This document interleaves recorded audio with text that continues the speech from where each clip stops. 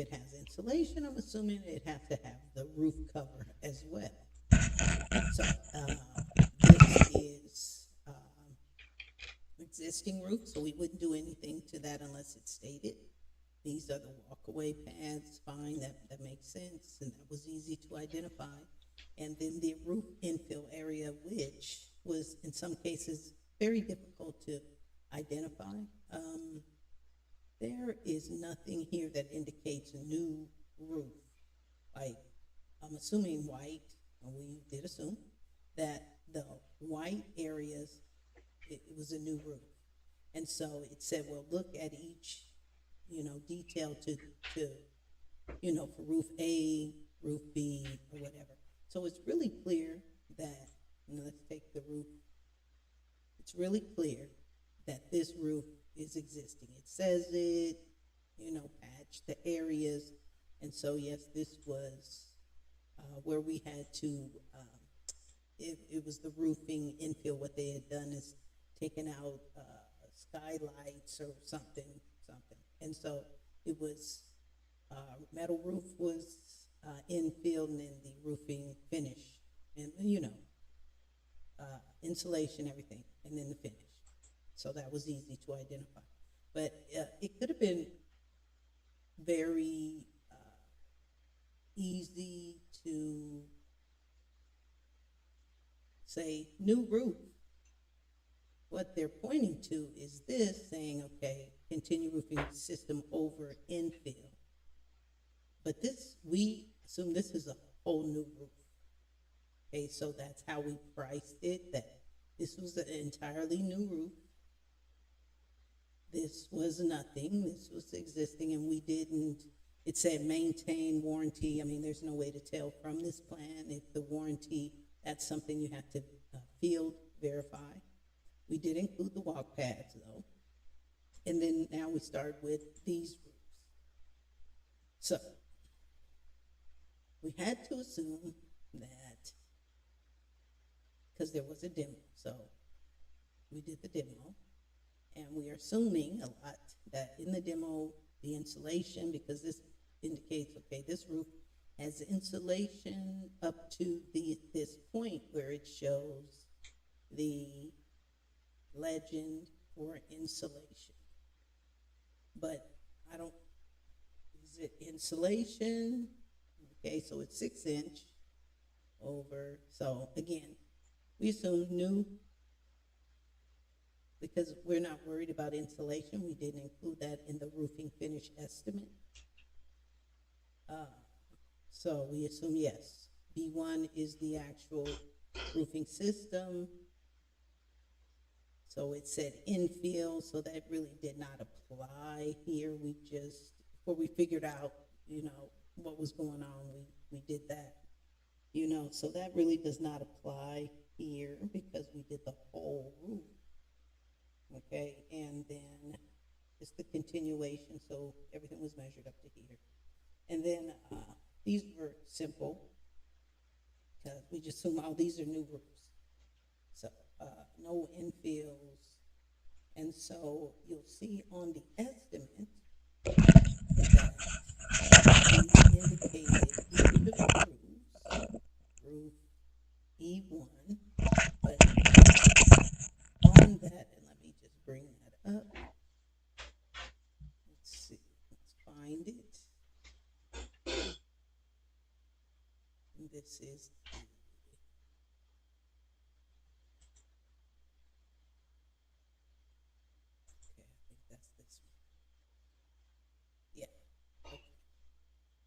let's bring this over here. So for each of the roofs, this is Excel has gotten fancier just this week. So now it's black and it's looking kind of fancy. And so for each of the roofs, we indicated the membrane, how many squares. And then for every roof, we indicated, and they were pretty much all the same. There were a few things that were different, but we indicated how many linear feet of that section view, okay, And then there was additional membrane up the wall, and we indicated we gave it a 5 foot height up the wall times that many feet, so that gave us that many squares. But the membrane flashing was a little less; it was 4 feet instead of 5, and so sometimes we made the mistake to say used 5 times, but it should have been 4 times, and so all those corrections were made. For the membrane flashing and this, how many linear feet of that configuration, as you see on the section view. So let's go to 4/A302. Testing. This why this took a very long time. Testing. Okay. 4/, where did I get that section view from? Oh, I don't know. It's on here somewhere. Oh, 4/A302. I don't know which of the roofs, but we're gonna look at that. 4/A302, image number 4. And so, and because I do everything in great detail, okay? And so for the 4R flashing. Let's take a look at what you get. And so anything for the roofer would come off the roof and Construct IQ, here, and I give it maybe here.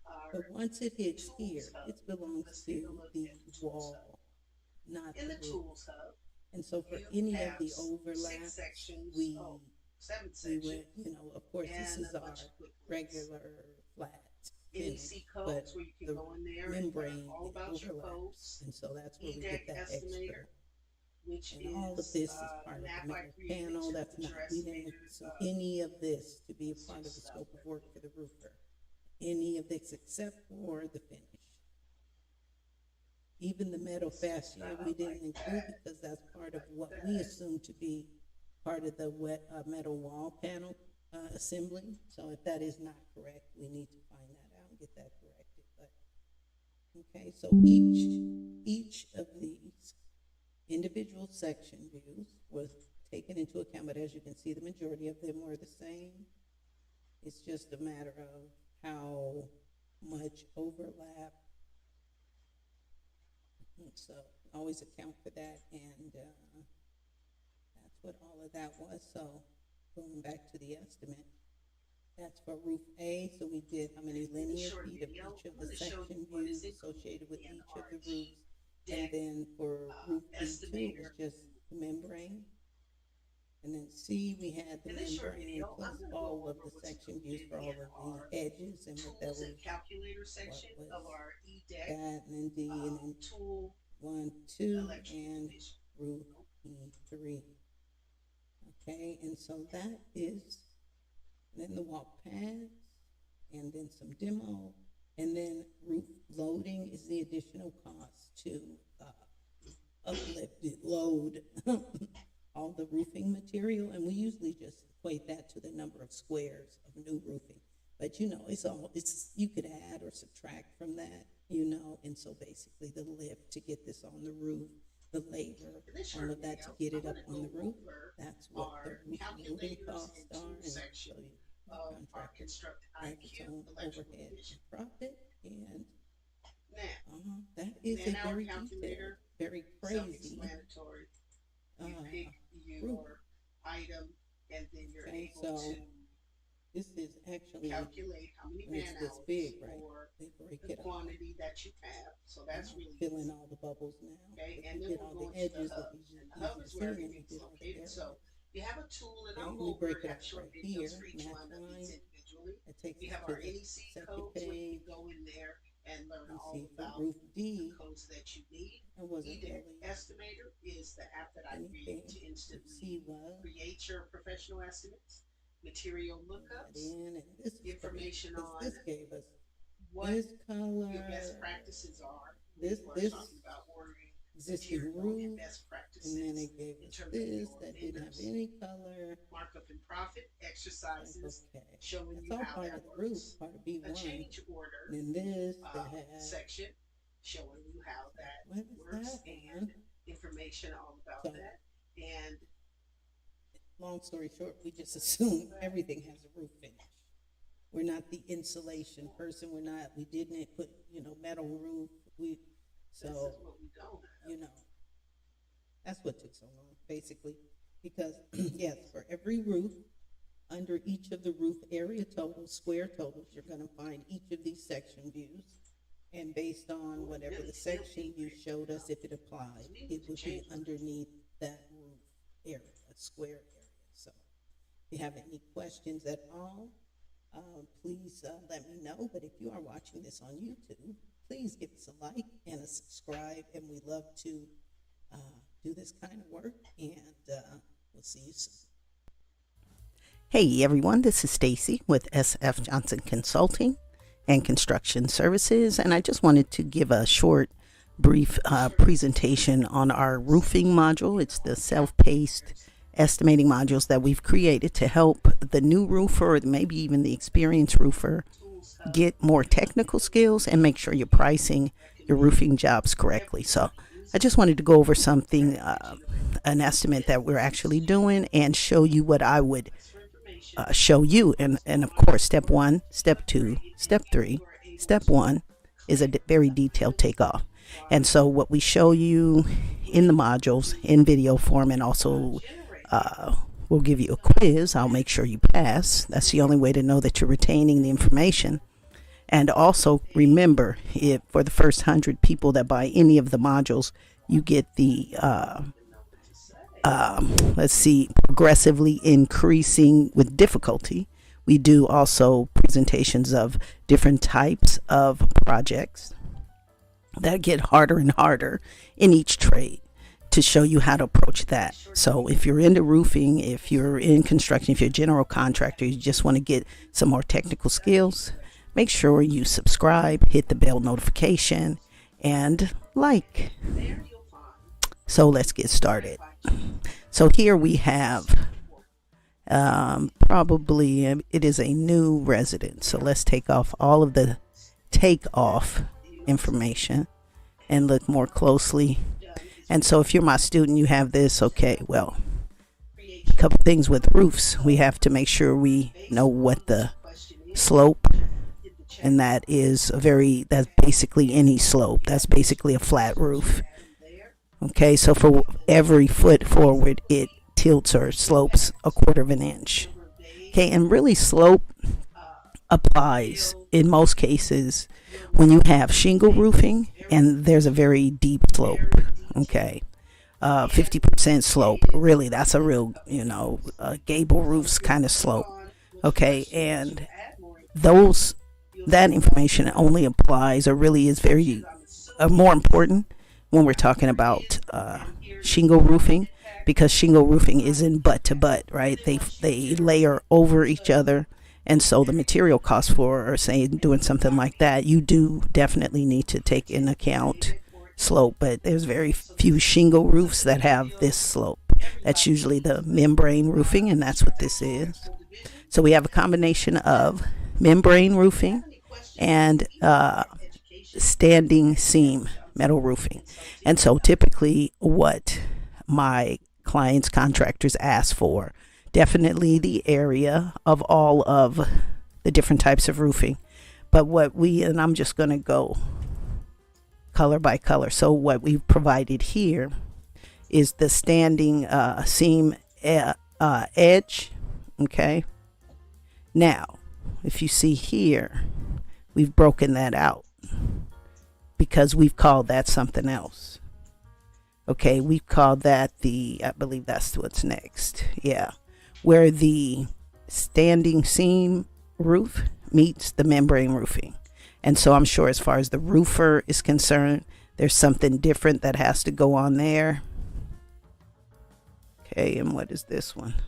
And that's the standing seam edge. And this roof is kind of weird, right? Because it is, got to follow these arrows. It's this.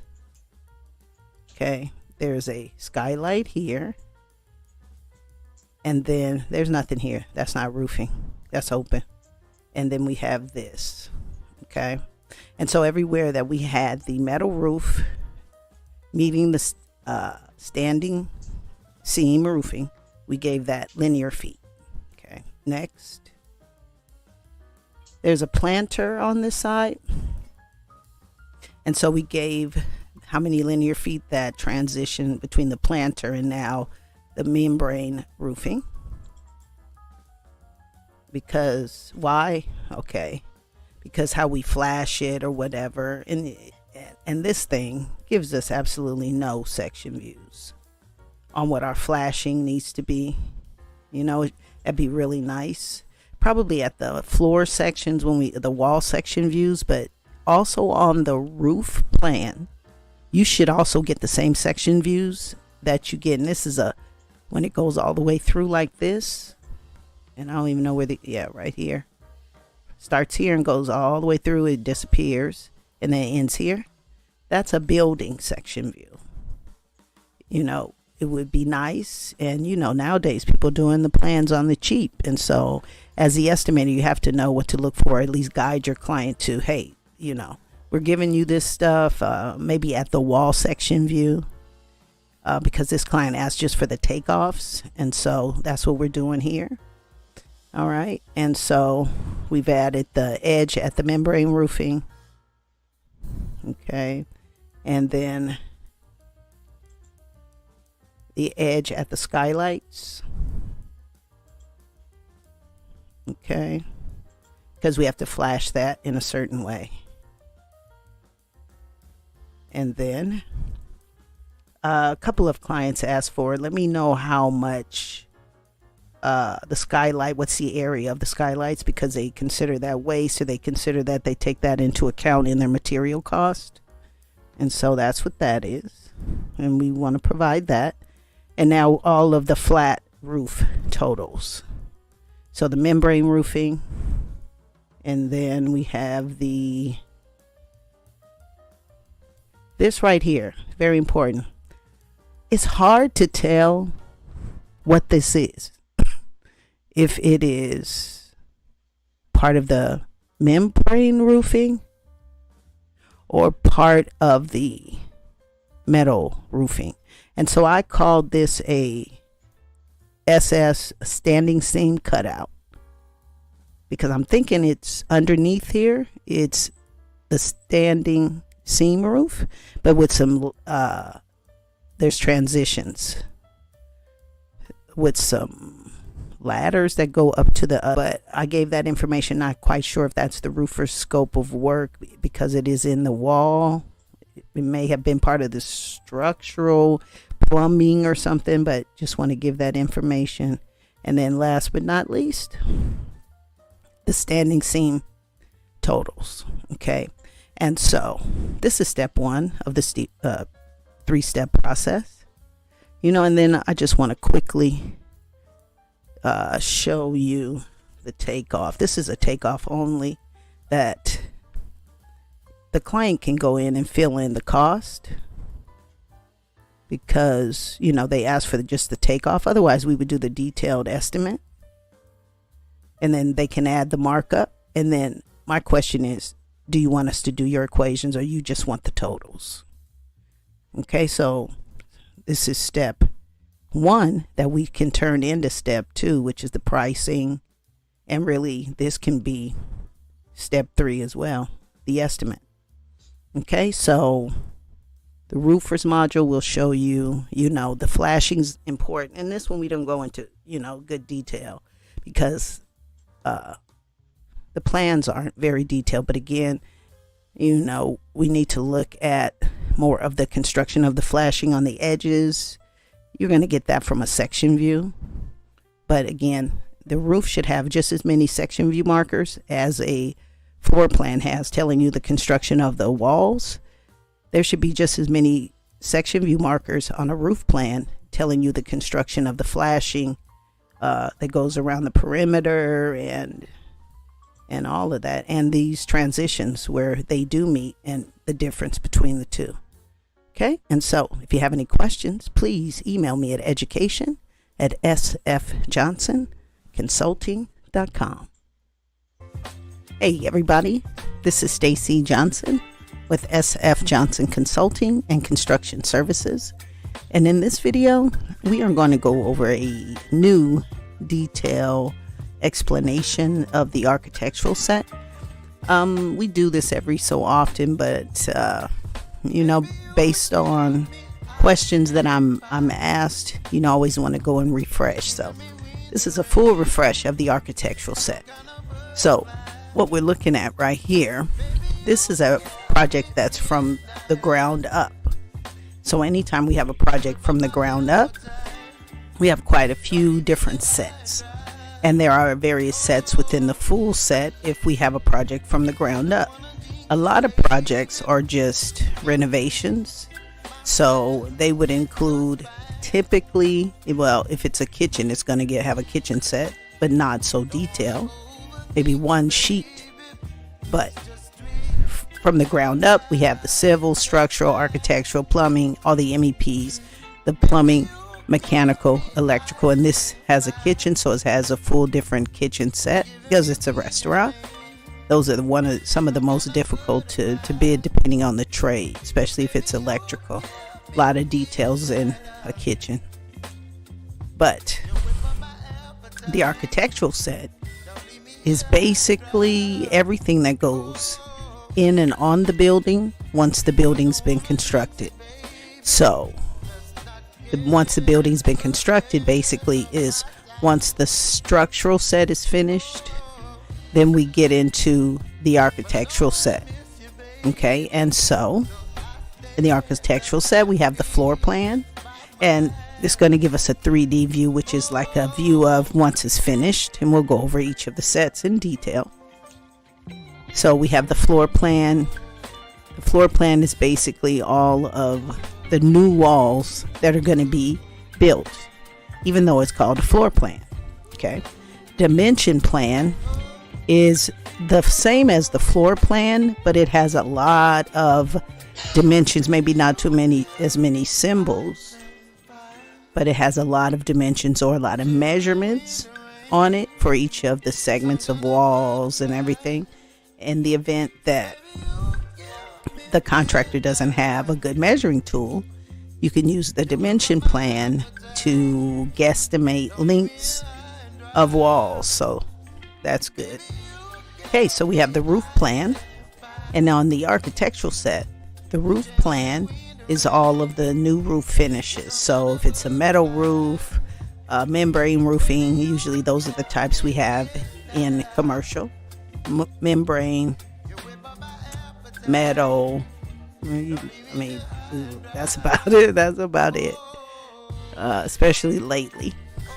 And we have the elevations, and so we have a separate video that goes in detail on all of the views, and so I recommend getting that one.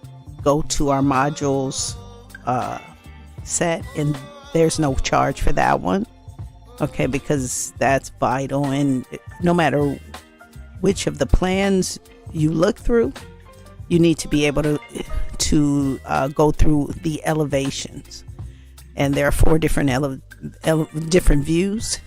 Okay, there are 4 different views, and that video clears it up. And let's just quickly say there's a plan view, which is the view from above. Once we get the plan view, we'll go into the section view, and typically a section view is going to take us to a detail view, and then we end up at elevation views. And so exterior elevations are the view as if you're standing outside the building and what the building will look like once it's finished. Okay, opening schedule, that's a new way of putting, I believe that's the door schedule, so we're going to look at that. Reflective ceiling plan is all of the new ceilings, so drywall ceilings, acoustical ceilings, if there are any kind of like tongue and groove ceilings, that kind of stuff, or if it's open ceiling, it's all the new ceiling construction. Like the floor plan is all the new walls, well, the reflective ceiling plan is all of the new ceiling finishes. And remember that the architectural set, we're talking about all finishes. Okay, and finishes, that's its own specification. So we go to the finishes, and then we can find paint, we can find drywall even in the finishes specification. So everything here will be in that, but roofing will be in the thermal moisture specification. And so that's why it's so vital to be able to navigate through the specifications, know off the top of your head which is your spec, so you can go to that first, review those, and know exactly what you have to do with respect to your scope of work. And for the project manager, that's even more vital.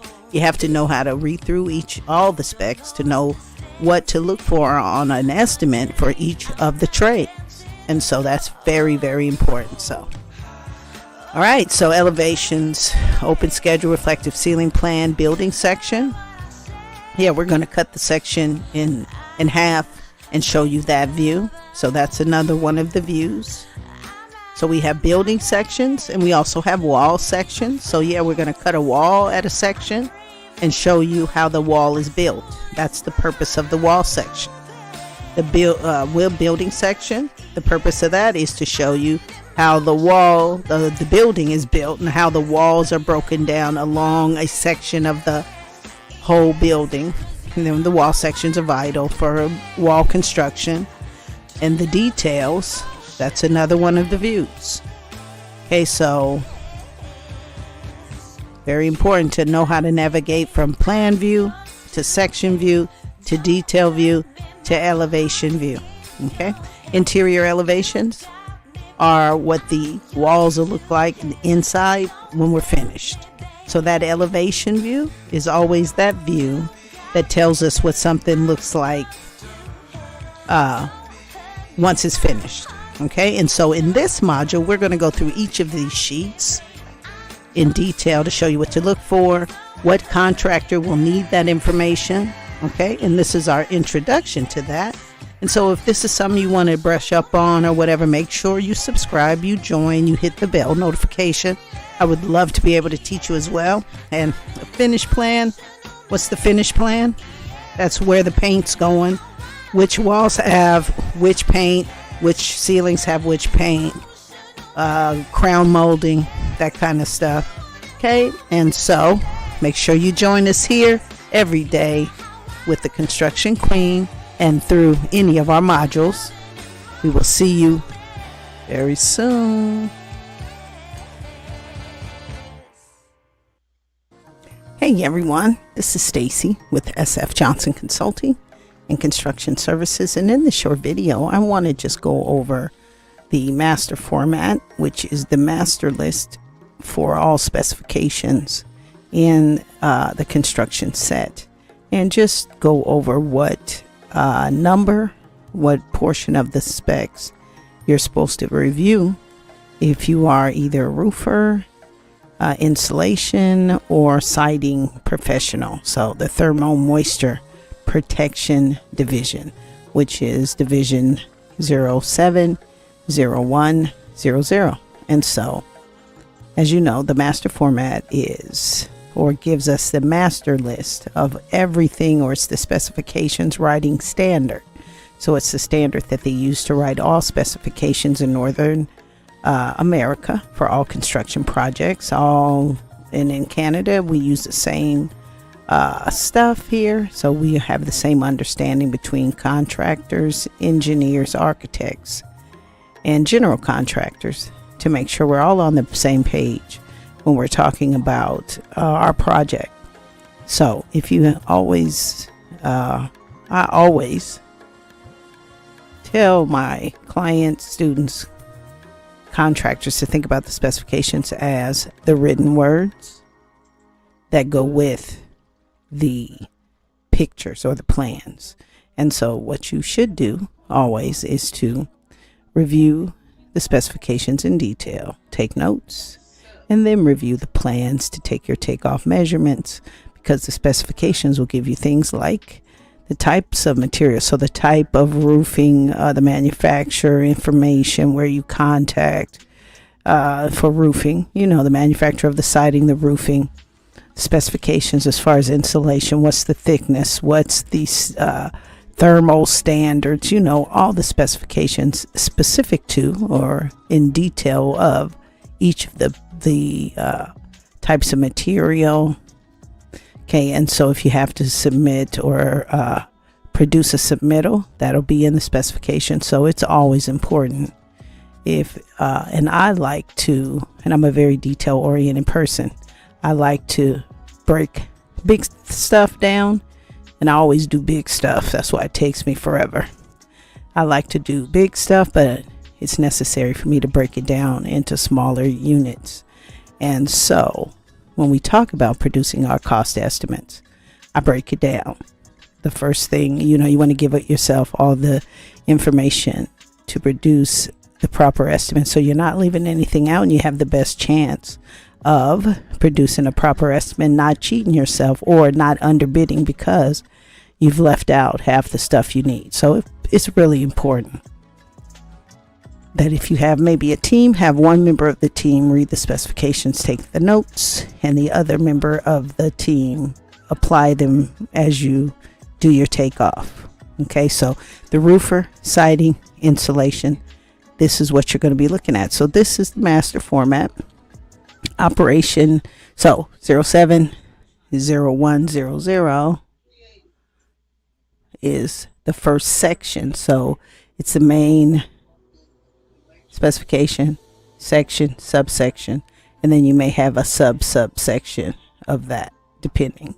Okay, so 070001, that's the number. You will always go into your specifications once you're given your specifications for your project. So immediately go to 07. Sometimes they'll cut off those last two digits. Okay, so it may just say a 0700. Okay, so look for that. And what are the subsections? So operation and maintenance of thermal and moisture protection. So maintenance procedures. Okay, restoration procedures. Okay, flashing is important. If you're a student, a member of Patreon, or on our website, in which we have specific, and this is part of our new fresh content that's going on our trade specific pages. And we're working on roofing and siding. Everything will be up by the 28th. Should have been up by the 21st, but again, as the owner of this company, this is my 14th year. If you don't know me, if you haven't listened to any of my videos, which you probably have, or I hope that you will, I am a nerd when it comes to everything I do. But I've started this business 14 years ago in the first Great Recession. I was a construction defect litigation adjuster, helping contractors when the housing boom and all of the home builders were sadly putting up cheap homes, and they were falling apart. And I worked for a number of insurance companies as an adjuster to adjust those claims, and I've got a lot of professional designations as a adjuster and in the area of construction. And so I know every type of roof, every type of window. I know construction methods, all of that stuff. So again, I'm a nerd no matter what I do, and so with this business, I've been able to help my clients in the area of estimating. I teach OSHA, I consult, help them when they do their bidding, and I really work with smaller companies, new companies that may need to know how to play the game with the GCs and not lose their shirt when they bid, that kind of stuff. But I'm most proud of my ability to bid every trade, every scope, no matter what, no matter the size. And so I'm just trying to revamp the business here after 14 years and give it a new feel about it now that I'm not new at this, more on a educational level. A lot of new people that want to learn. So my new format for the website is more of a teaching aspect. So you can learn from me privately. You can buy a module that we create on every trade and different types of buildings, or you can what I call Zoom Instant Online Estimator, where you sign up for 25 minutes at a time and I'll go over classes or projects with you. So hopefully you enjoy the content. Please sign up, subscribe, and let's get the information. So basically, if you are a roofer, insulation professional, or siding professional, 070000 is your specification you should review in detail. So has everything there, the schedules, damp proofing, okay, all the different types of waterproofing methods, the insulation, that any type that would apply. And so what's this going to tell you? How to apply it, the manufacturer's information, if you have to present submittals, okay, weather barriers, steep slope roofing, roof tiles, everything, okay.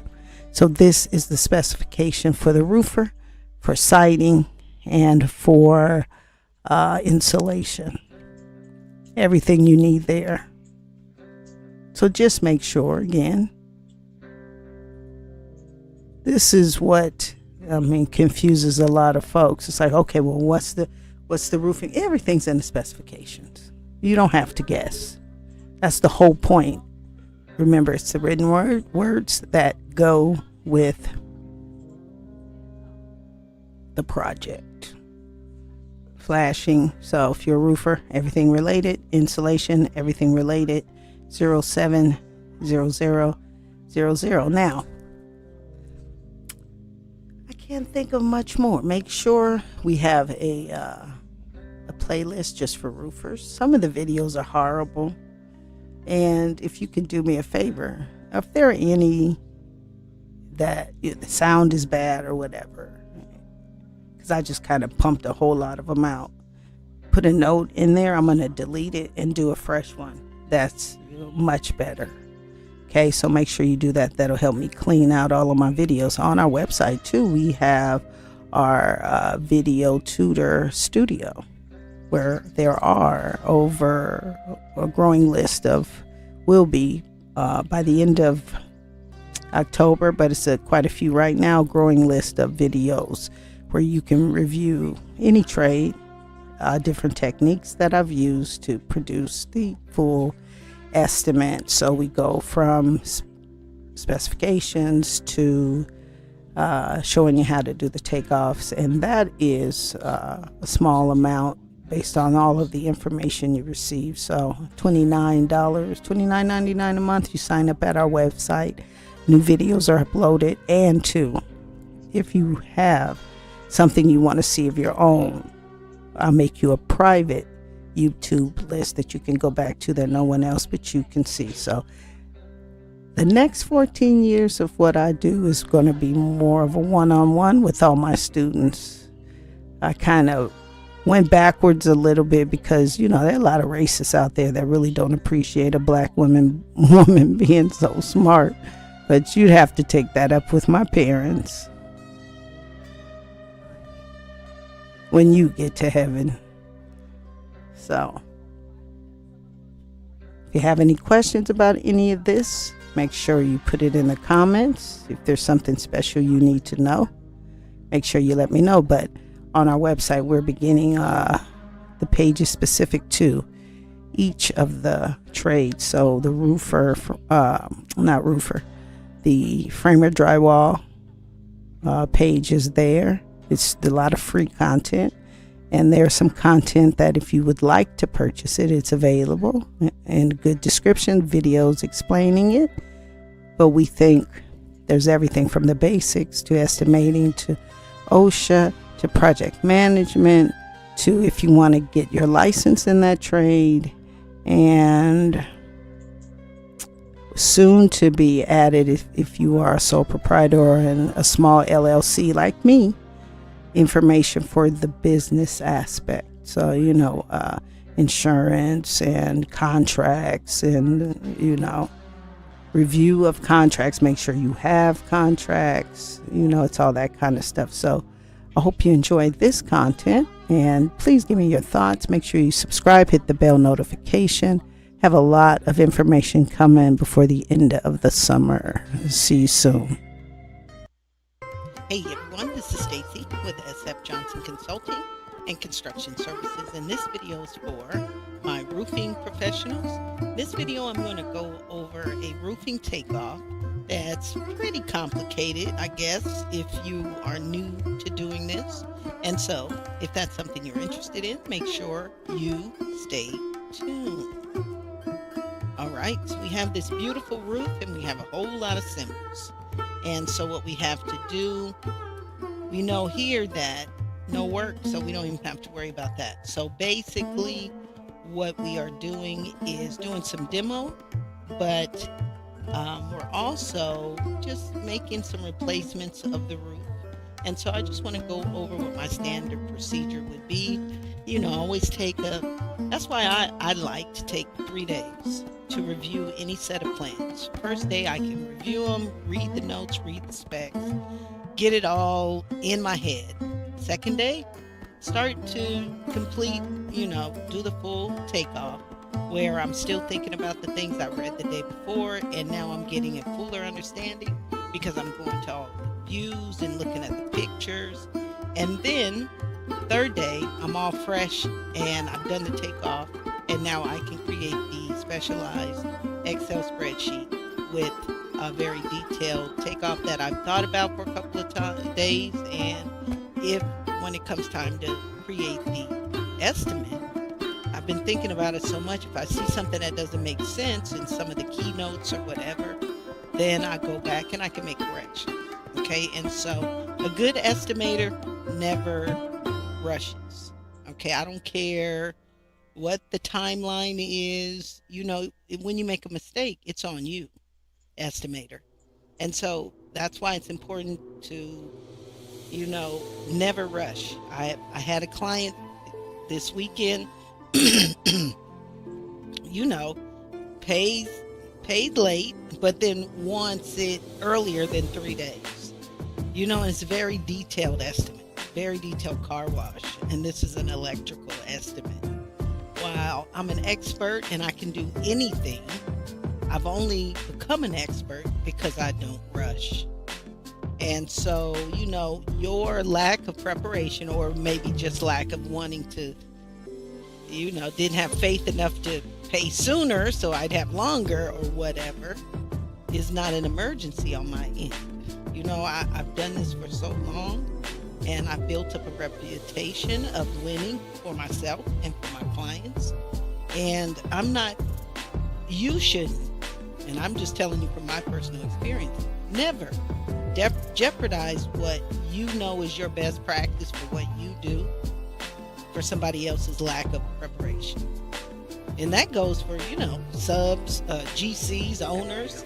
You didn't prepare, so now, you didn't prepare. And so now the job is all messed up.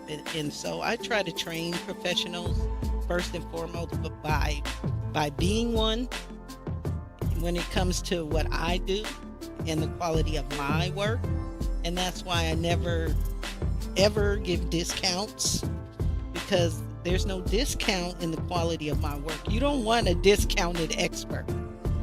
Okay? So let's just leave it at that. And you feel the same way about what you do. All right. So looking at this, and this has nothing to do with this client. This is a great client. I love this client. All right. I love all my clients, but some tend to take more advantage of stuff than others.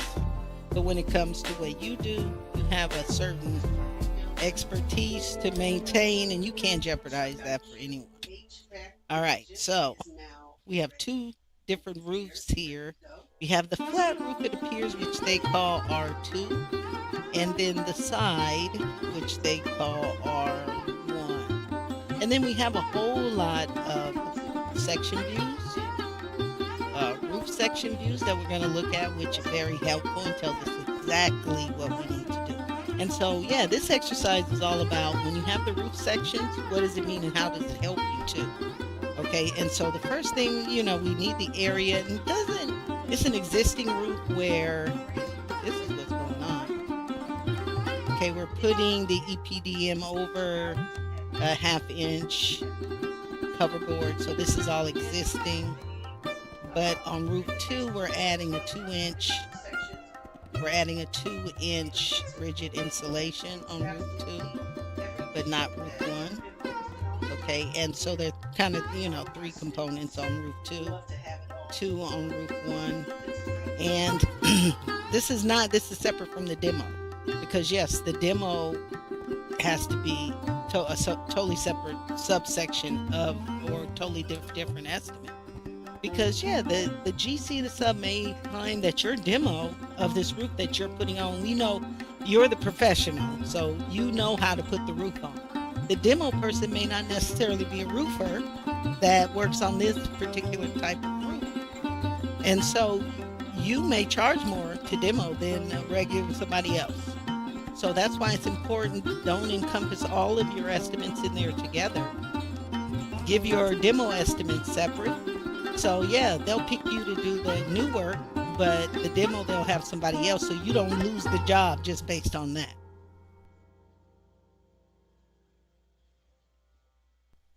That's very important. Okay. All right. So it says remove and replace of additional roof insulation as shown. Okay. So we'll do that part on the next video when we talk about demo. And so here they're giving you the existing thickness. And at some point I'll care about that when it comes to the demo. Okay. So first things first, let's do the measurements for the section views, because then we'll fill in the area.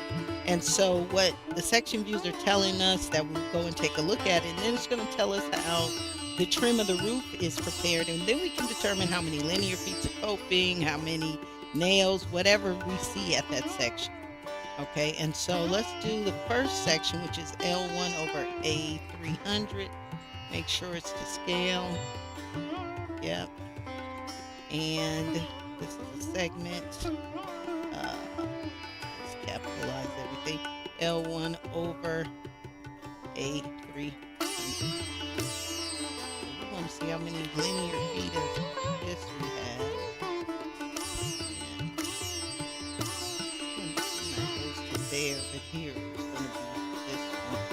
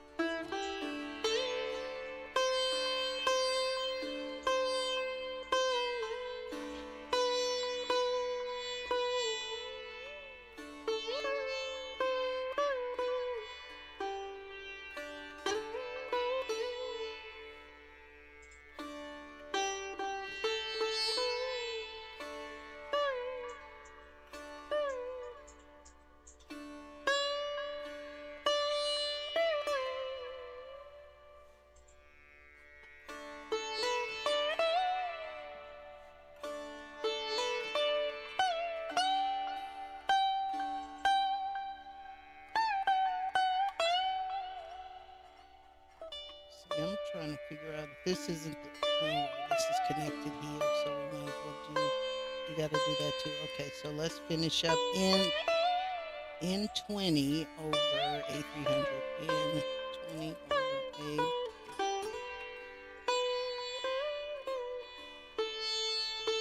Straight run, so much easier. Just complaining. This is the easiest thing in the world. Is to. Alright, let's see.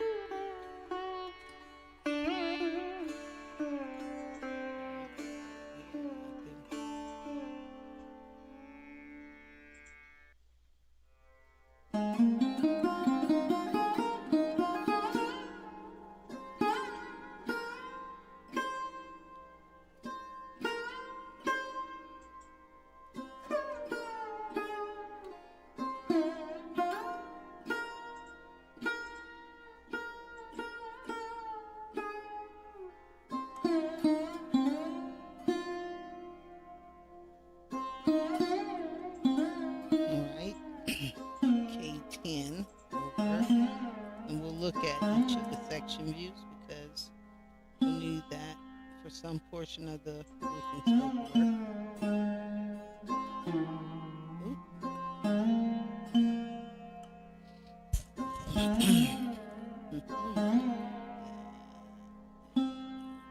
Didn't finish.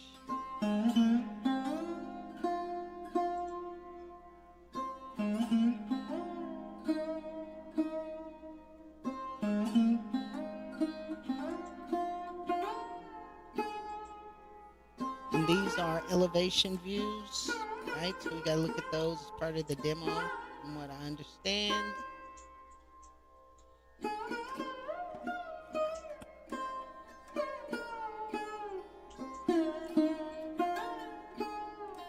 Okay, and now let's do around the existing C20.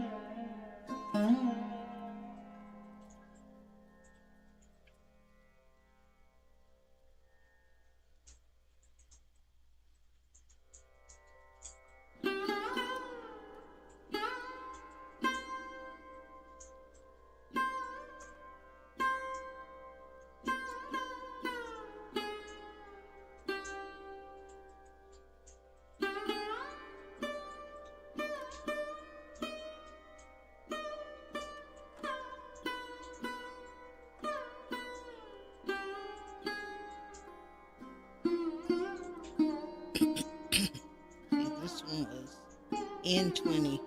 Hopefully that wasn't a typo. Oh no, it's the same over here.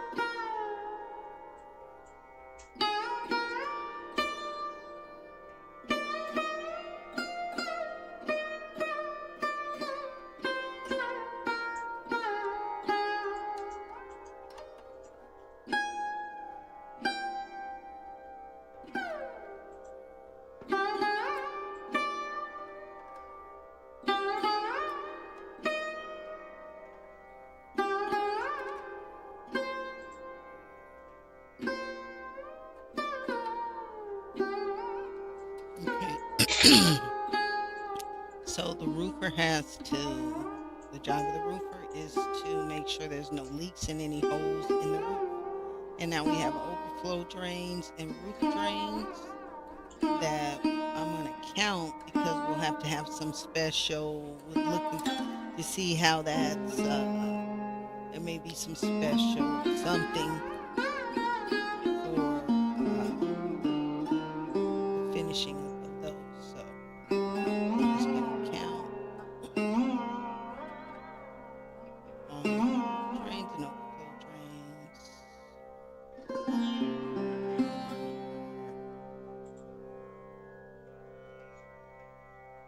New. I don't know if that's helpful or not.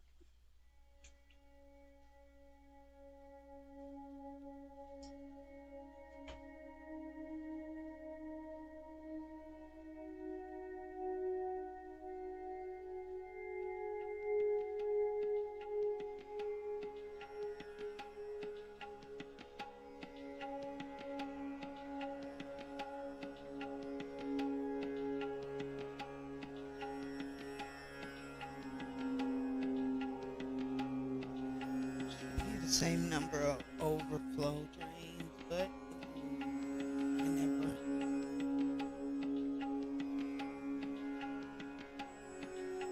assumed.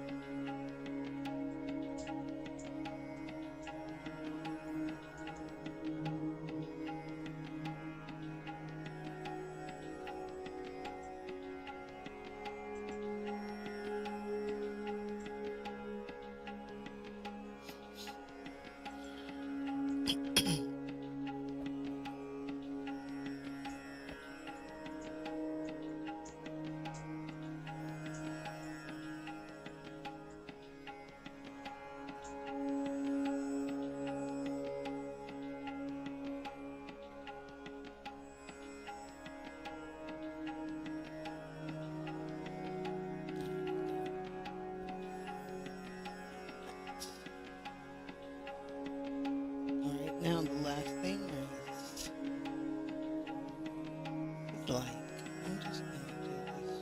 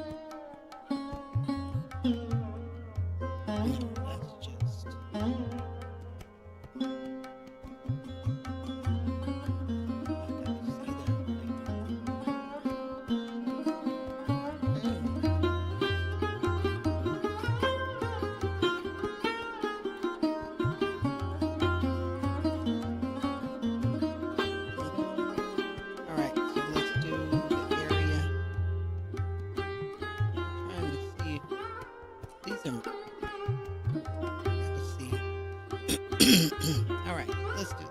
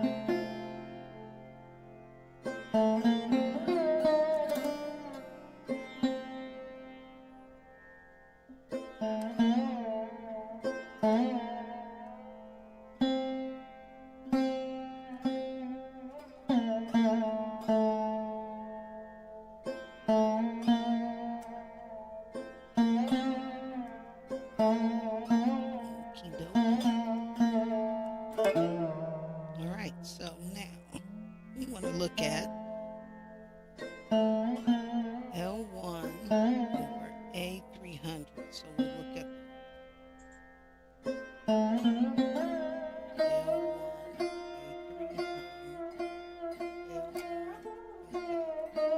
So for the roofer, existing.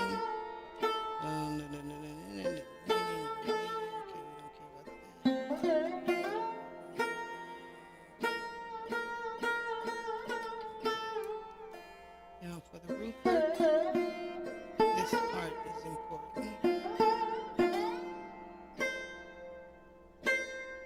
Existing membrane wrapped,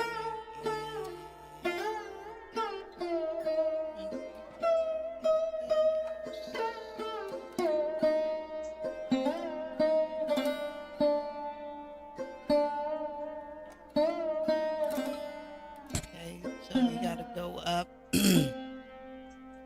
Flat roof, then we got to determine how far up that is. A couple inches, a foot.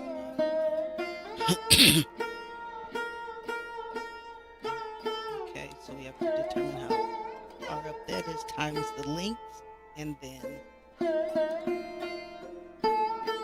is it to scale? Oh, good, 3 inches. All right, so we know our length for that is what? 547. Let me get my little board here. 547 is how many linear feet of L1 we have. And so this part of the membrane is flat. That's part of the area we determined. So we need this area because it's membrane. So we need to determine, well, this is to scale. That's a half a 6 inches. 6 inches times 547. 547 basically divided by 2. So for that portion of the membrane, it's an additional 274 square feet added to the area, plus, and it says it's got to go over. Extrude the anchor bar, attach it. Okay, so we got to do this one. It's not very detailed, but a frame quicker nose, because this looks like some kind of drip edge itself. Okay, I think that it's not showing it. Okay, wrapped over parapet with termination on vertical face. Okay, so that's another, let's say that's 6 inches plus, or we could have just did it together. 1 foot 1 inch, 1 foot 7 inches, 1 foot 7 inches, 1 foot 7 inches. What is 7 over 12 is, so we're talking 1.58 feet. So we did that, the 6 inches. Then this plus that ended up being 1.58 feet times what? 548 feet. Right? Because square, we need square feet of the membrane. This one was 6 inches times 547 feet, which is basically half of that. But now we've got 1.58 to cover this part of the membrane we got to cover over, and that part of the membrane. So that's 1.58 feet times 547. 1.58 times 147. Oh, sorry, 547. What did I say? 1.58 times 547. Why 547? That's how many linear feet of that portion we have. Feet times feet is square feet. Equals, we got to add another 865. 865 square feet to the membrane, just for that part. So imagine if you would have left out, that's another, with 865 and 274. That's over 1,000 square feet of membrane if you didn't do this part. If you don't break down your stuff, just that detail. All right, so that's just L1. And then we have to account for this thing too. The, whatever it said.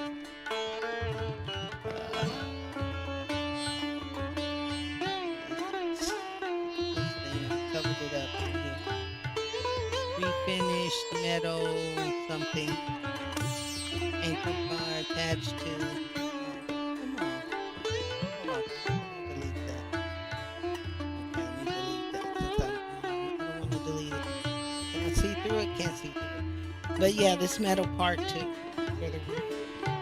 Times how many feet? 547 linear feet of that.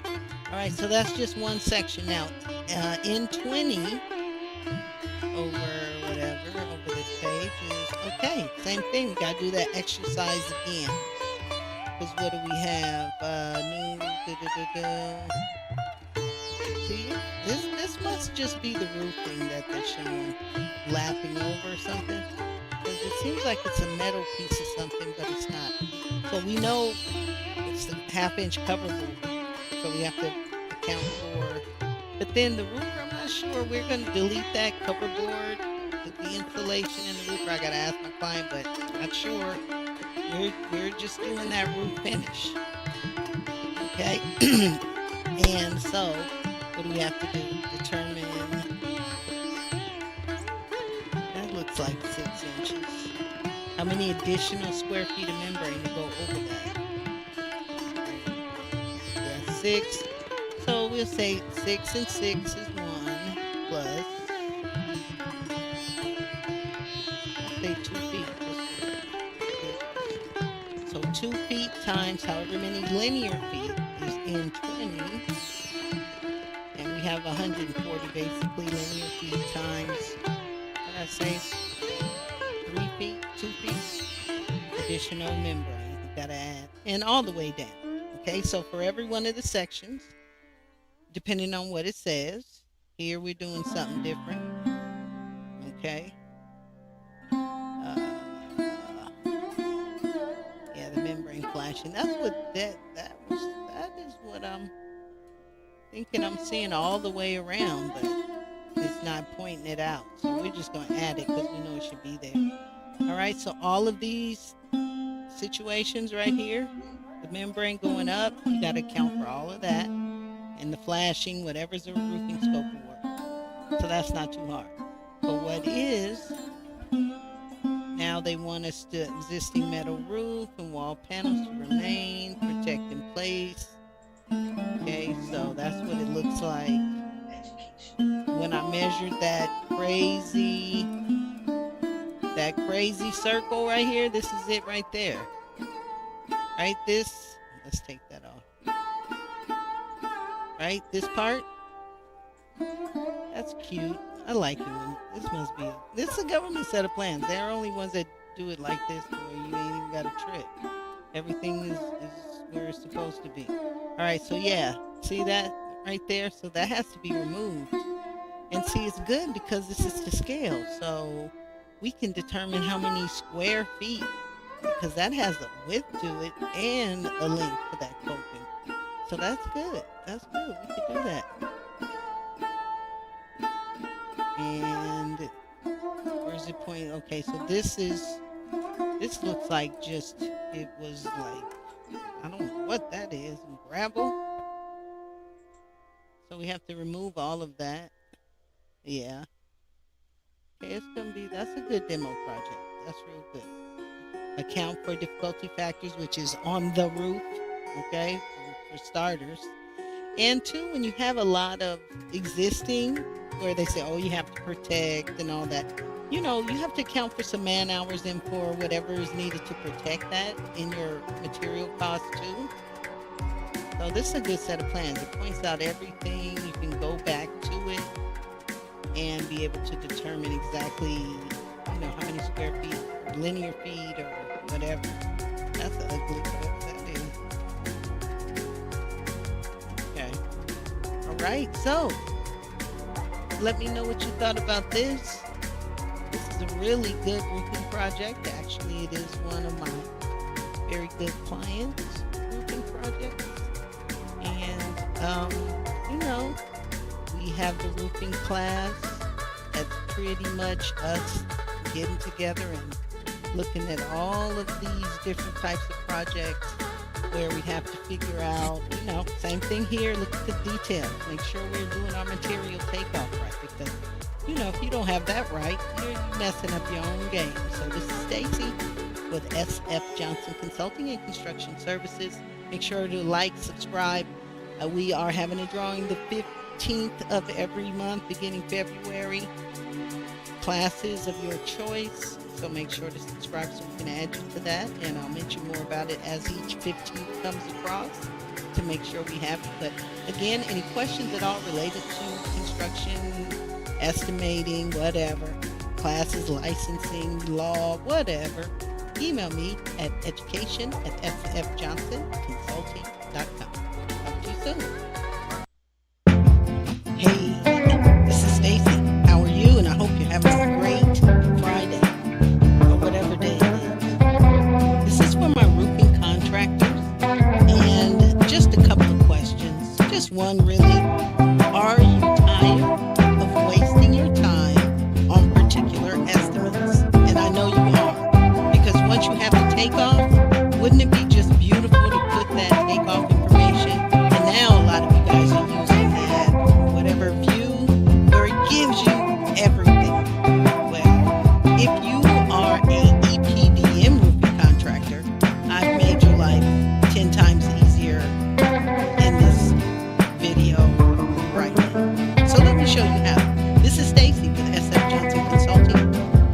construction services.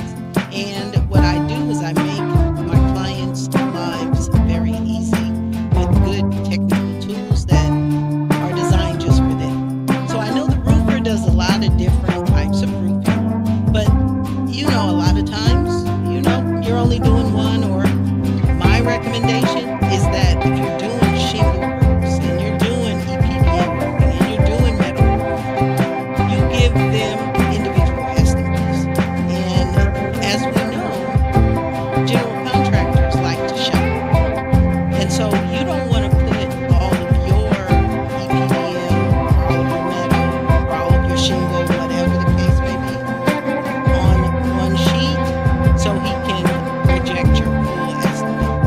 You want to give yourself an opportunity to win and the GC an opportunity to choose you by separating all of these estimates if they are in fact different.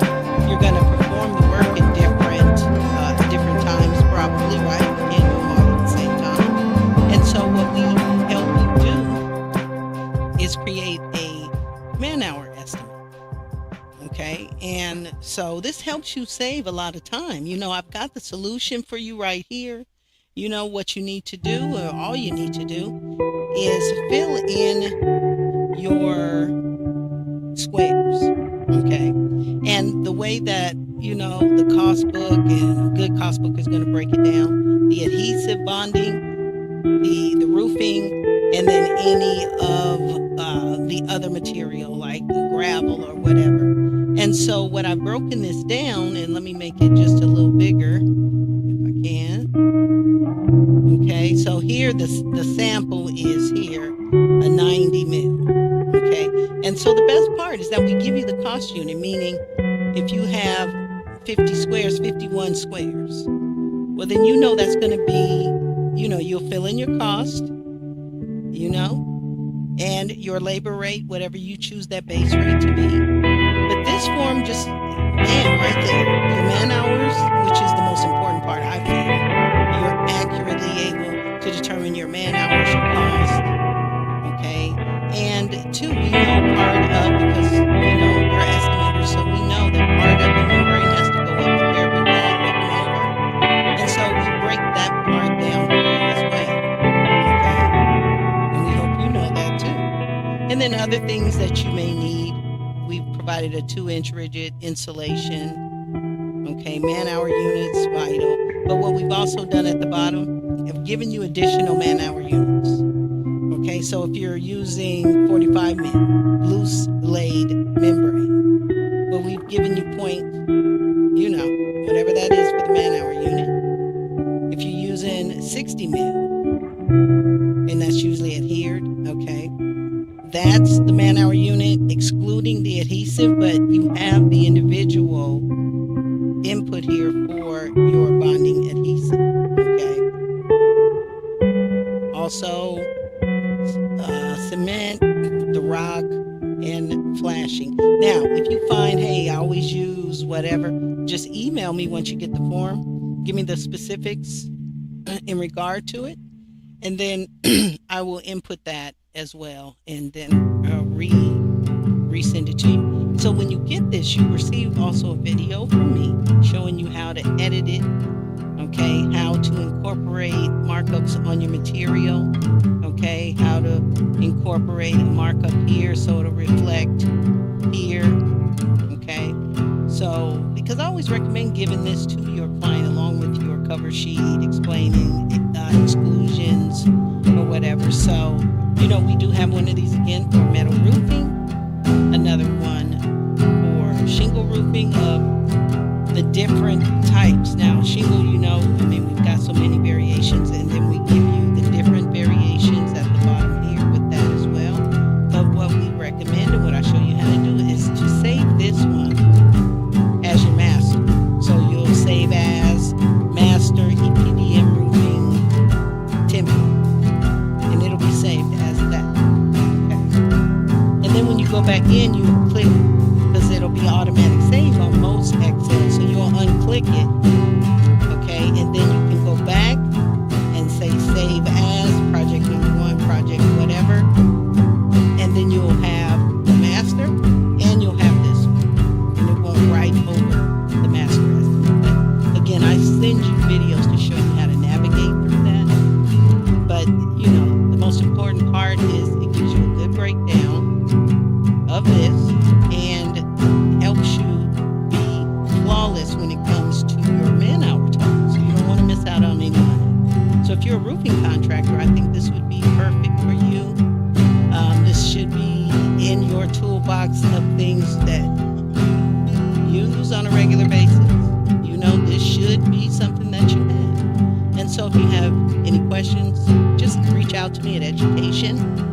sfjohnsonconsulting.com, and we'll get it right over to you. Thanks a lot.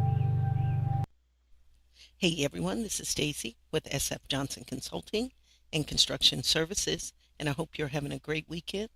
In this video, I just want to introduce you to our roofing man-hour calculator. When you use this, you will save yourself so much time and effort in determining how much time each of your jobs are going to take. And so what I have created is all the different types of roofing, situations. Built-up roofing, type 1, 2-ply, type 2, 3-ply, type 3, 4-ply, and everything that's associated with it, depending on your job. And so I've gone to great detail to try to make sure everything is on here. So I'm just going to go through the full spreadsheet and show you what is here.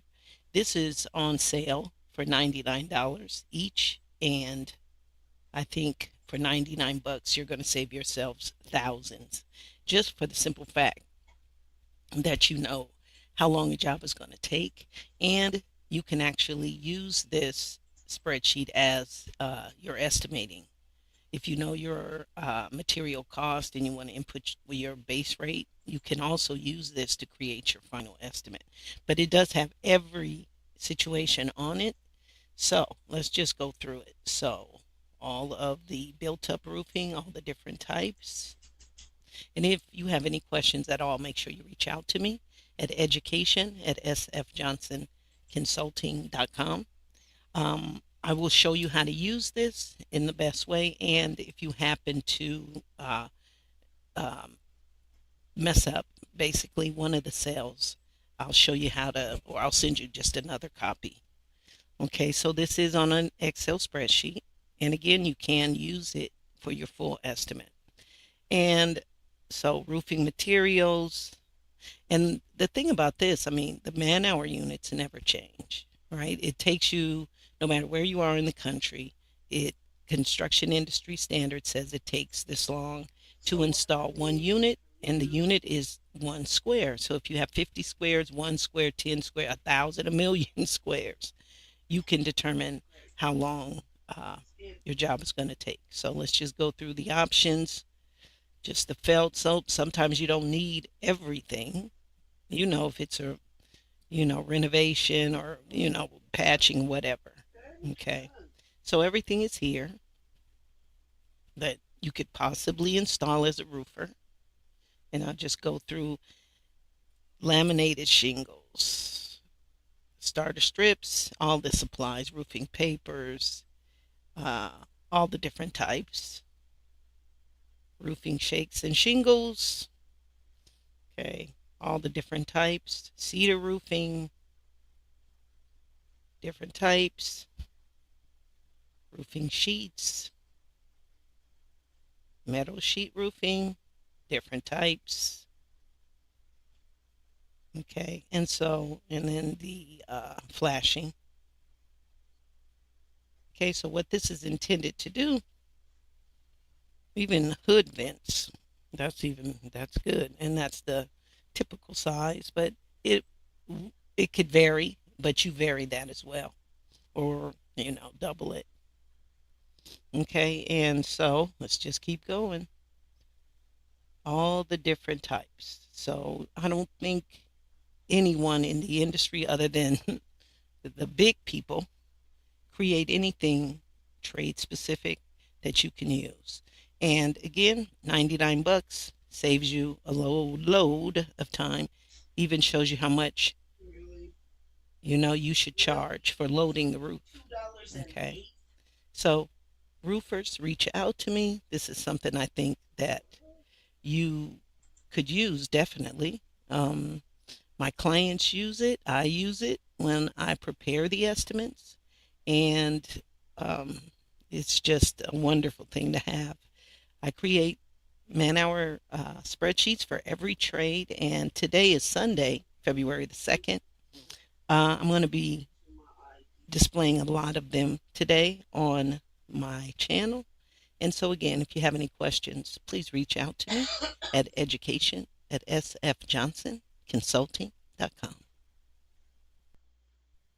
All right, Module 1 of our roofing and siding estimating class, we just want to go over what the class is all going to be about and, give you a little idea of what tools you need and why this is important. So this module really just introduces the fundamentals of our roofing estimating, and you will learn why we're doing it and the bigger reason why we're doing it and the role of estimators. So whether you are the self-performer or you are the estimator for a company, you're going to get everything you need to put a verifiable, defensible estimate together. You will learn my 3-step process, which is the very first and foremost. It always helps to have a good eye. And I think that's why I've been so successful now for going on 16 years, is because I have a very good eye for things that are different, or maybe because I've just been doing estimating and other teaching for 16 years. Either way, the more you do something, the better you're going to get. And so this is what it's all about. I put together my process that is seamless. You don't even have to think twice. You get a set of plans. You're going to do these same things all the time. And it's going to make it easy for you to get your estimates completed, and more estimates completed than a little bit, because now you have this process that you can start to build on. Okay, and again, verifiable process. My 3-step process: 1, a very detailed takeoff. First thing you have to do is make sure you have the tools to do that before you even sit down and try to either self-learn, and there are 3 ways you can learn from me. Either one-on-one, that's a little more, a self-paced study for the same stuff on Construct IQ, or you can take a workshop, 3-day workshop, where it is with me, but it's just the 3 days. Okay, so look at our website, see what works best for you time-wise and economically, and I would love to be able to at least get you in a workshop and get you at least your mindset in the right direction, okay, to win more than you lose, and it will not be a waste of your time, okay? I've only been in business 16 years estimating for people because I've been helping people win for 16 years, and that's what you want. And so let's do our 3-step process. So yeah, tools. Takeoff tool doesn't have to be the most expensive thing in the world. Why? Because if you learn from me, you need a takeoff tool. I haven't created that app for you yet, but we're on our way, okay? So the tool you need is very simple. In your case, you don't really need to have anything other than something that measures segments for your gutters and stuff, counting for, whatever you need to count, and an area tool. Okay, so don't spend a whole bunch of money on that. Okay, 2, if you're my student, you already have the man-hour calculators in Construct IQ you can use on your own, or definitely for the class. So you don't have to worry about buying any of that. And so that's step 2, right? Man-hours. Step 1, takeoff tool. 2, man-hours. I provide that for you. 3, presentation. So we have a roofing app where now that you've done everything, that also gives you man-hours in the app to create your estimate. Okay, so if you're a student, you get that app too to put your numbers in, creates a professional estimate like an Excel spreadsheet would, and you can print it, save it, or send it. Okay, and so that's why you want to take the class. You want to learn the 3-step process and be given the tools you need. So the only thing you have to do out on your own is get a good, cheap takeoff tool. All right. So we do our estimates for a few reasons. The very first one is to really pin down how much am I going to make from doing this job. And how much I'm going to make really is how much is the material, how much is the labor, how many man hours. That's what we're doing when we're doing the estimate. We're not just getting how much the money is, but those are the components that make up how much the money, right? And so, yeah, we want to make sure we do it in a verifiable way. That's why we use man hour units for everything that we're doing because it's based on construction industry standard. And that's verifiable. That's everybody in the world should be good. Even in Canada, they do it the same way. All right. So yeah, you want to do it for that reason. You know how much money, you know how many man hours. Now you can schedule your whole year, right? Because this project is 16 weeks. Or because we help you determine man hour totals as if there's one person, then you can, and I show you how, convert that into your labor hours, right? We're going to convert a man hour estimate into a crew hour estimate. And so depending on how many days, weeks, depending on the size of the project, or the GC should say, hey, I need this done, and we have you doing this in 5 weeks. They should know. They should just be verifying what you have. That's why you got to have something to verify. That's why projects go off this way or that way or some other way for a few reasons that we don't really know. We don't really use a concrete way to determine man hours.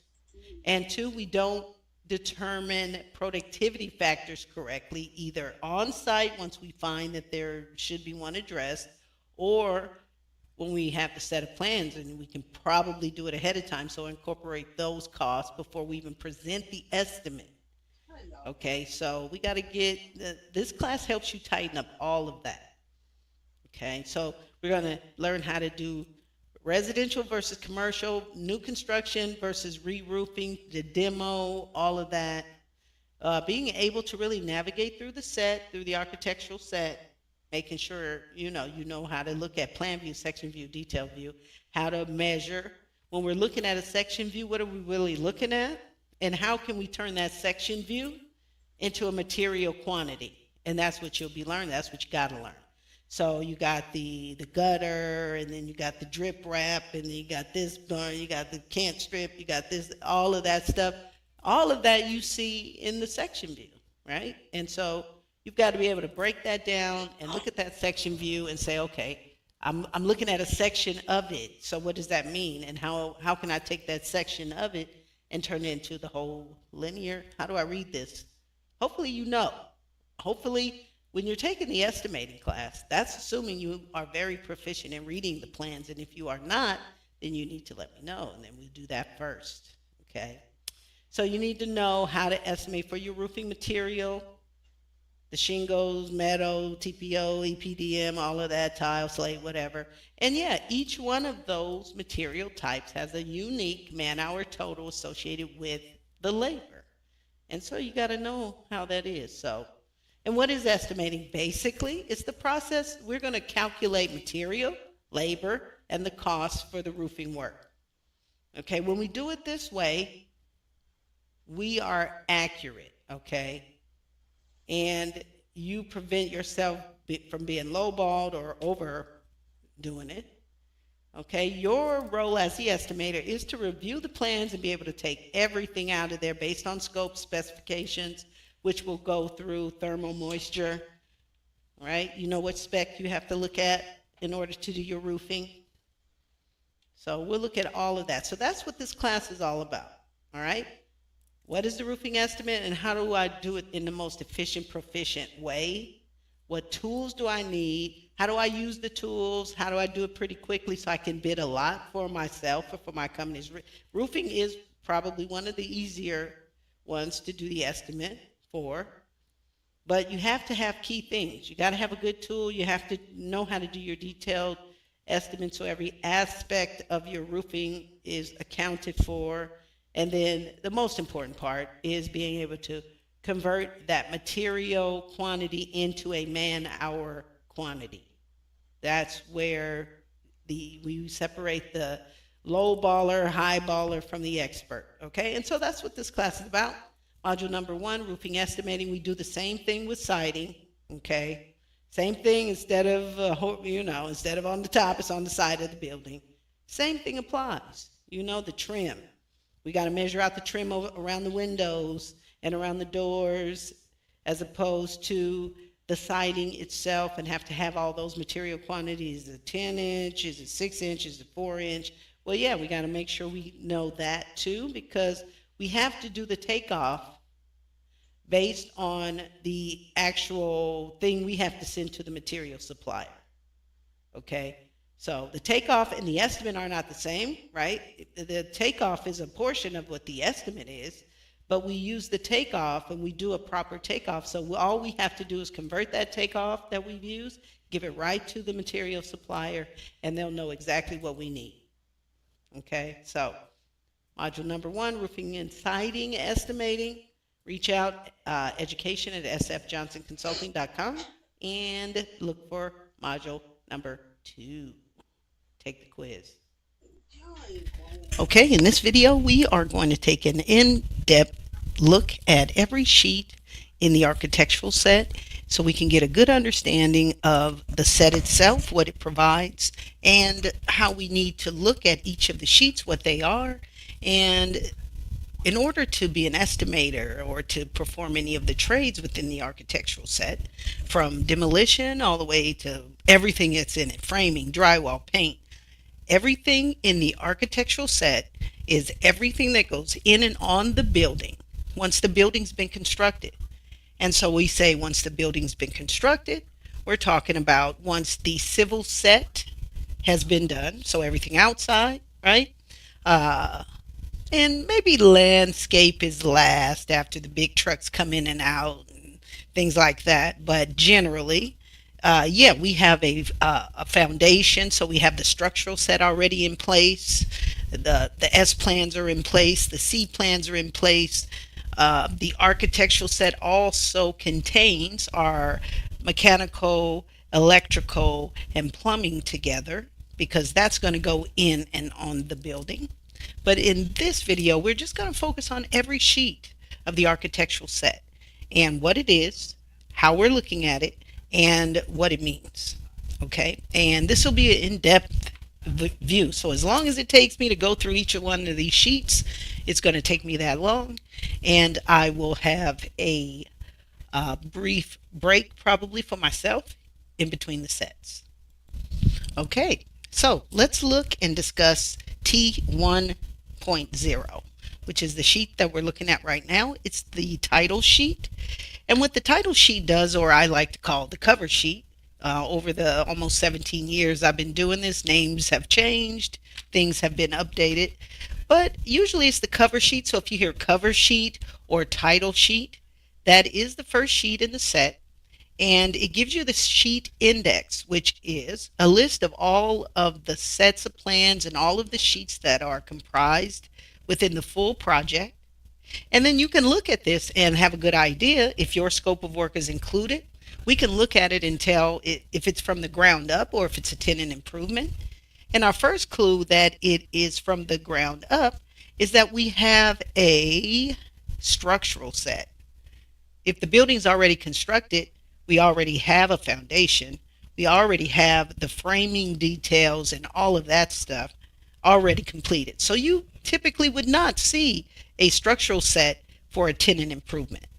So when I look at this, or if I'm a project manager and I see this coming to me, this set, I know that I'm going to need all the trades. It's the structural set, the landscape set, the everything, okay, the civil set, okay, and of course you're always going to have plumbing, HVAC, and electrical in pretty much every set. If it's a full tenant improvement, there's going to be something changed, okay, and we have the civil set, so we know if we have a utility plan, there's nothing there but dirt, okay, and we have to put all this in. And so our title sheet gives us a good idea of the type of project, the scope of the project. And there are a couple things that are standard to all of the sheets, but we see it here in the title sheet, where the right band is oriented a little different. And it used to be back in the day they'd have, or even today, the full set of plans, and they'd roll them up. And so they wouldn't want to open up just to get to the electrical or mechanical set. They didn't want to have to look through every sheet. So when you roll it up, all you have to do is look at this portion, which is the page, the title sheet. We know it's the title sheet, and it's the sheet number. And so we could just flip it that way, pull out the sheet we need, and not have to disturb all of the other sheets. Okay, A couple of things we're looking at here in issue for bid. Okay, if we don't see anything like this or anything at all, okay, we know that it's probably hasn't, there are no permits, it hasn't been a project that is ready to be built. And you always want to look out for that because there are GCs out there that just are fishing for the best number. And if they know you're a good estimator, or you may use an estimator like me, they know they're going to get a verifiable good number. And so what you want to always do is look to see when the permit, okay, was authorized, and all of this good stuff. Okay, they had the set in April. All of everything here is ready to go, meaning they do have it. It's a permitted set. It's ready to go. Okay, even has addendum dates. Okay, so that's what you want to see. You don't want to just have someone fishing for your good number. You want to make sure the set of plans are, have been approved for construction. Okay, what are we looking at? The life-like view of it, so we know what it's going to look like in the end. And again, the sheet index, all of the sheets that are comprised within the set. And then we see here that we have a bubble, okay, just so we can start off. We already have a bubble on the title sheet, on the cover sheet, and that's a revision bubble, meaning at some point there were some revisions to this page. And then we're going to look at those independently, okay? So the cover sheet, name of the project, where it's located, okay, project information, all of the codes, because it's a California project. It's going to give you all of the codes that apply to the scopes of work, okay, and all the construction classifications, okay, all of that. Building heights and areas, okay. Actual building height is 32 feet. Okay, maximum allowable height is 40. Okay, that's, for the means of, to estimate, you don't really need it, but you don't want to know what you're looking at because you never know.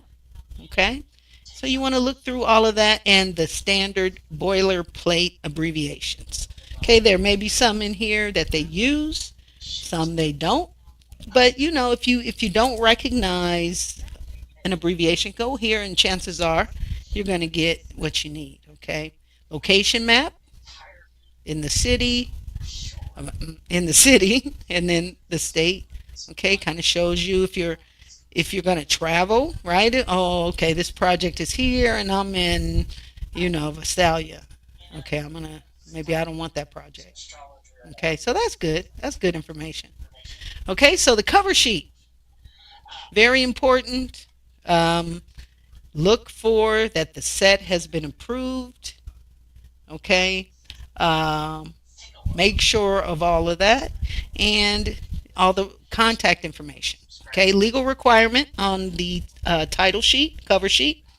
Legal requirement that the name of the owner, the architect, and all the engineers, and the architect and all the engineers involved. So HVAC, plumbing, and they have a Excel. I guess they already have a project manager for their projects. A main project manager probably, the electrical engineer, and all of their contact information. Okay, that's a legal requirement and it has to be on the cover sheet. Okay, owner's information, Mr. Car Wash, located in Arizona. Okay, so all bidding and contract questions should go to Mr. Car Wash directly. Okay, do not contact Excel Engineering. All right, so cover sheet, all the information about the project, the sheet index, abbreviations, your MapQuest view, and in this case, an isometric real life representation of what the final project is going to look like. Right band is always the same. Look always for the permit date, so you're not just giving somebody, fishing that's looking for valid information.